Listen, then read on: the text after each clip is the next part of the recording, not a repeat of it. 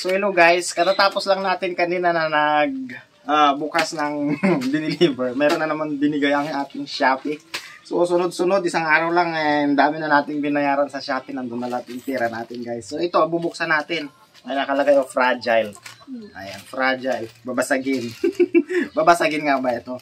Ito order natin ito is related pa rin sa ating Aerox 155. So buksan natin. Ayun, nabuksan mo ba ito?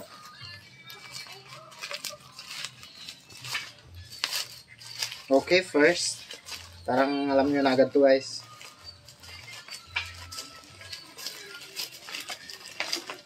Okay. Ayun. Pamunas ito guys. Tapos ito nakalagay. Detailing Magic Gatas. Detailing Magic Gatas. Meron na siyang free na pugsit-pugsit. Tapos meron na rin.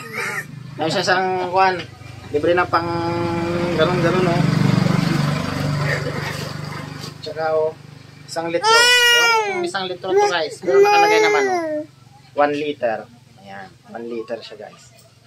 Ayan. Magic Gatas. So ito guys. Kasi para magmukhang bagyong ligo lagi yung motor natin. Para hindi siya dugyutin. Spray-sprayan natin to kada umaga para hindi siya mabilis na kapitan ng mga dumi at tumigas yung mga dumi.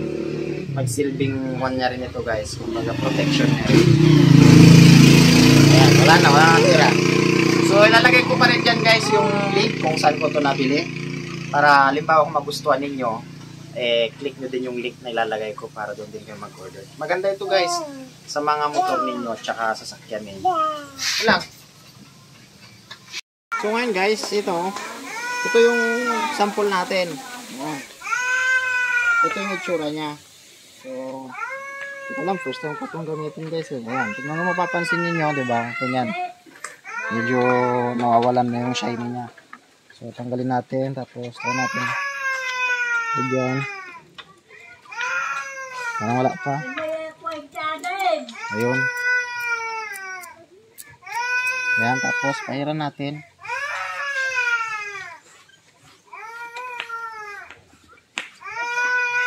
Ayan. Legit siya guys, legit oh, kumikintab. Ayan. Kumikintab siya guys. Tapos tingnan natin yung natira sa gilid. Tapos punasan natin. So gamitin natin itong towel. Wow. Ayan. Ayan. So, kung mapapansin nyo guys, yung hindi nalagyan, tingnan nyo. Oh, yung pagitan niya. Nakikita dyan guys kung saan yung nalagyan. So, legit na legit siya guys. Ayan. Tapos, ang bango. Ang bango siya guys.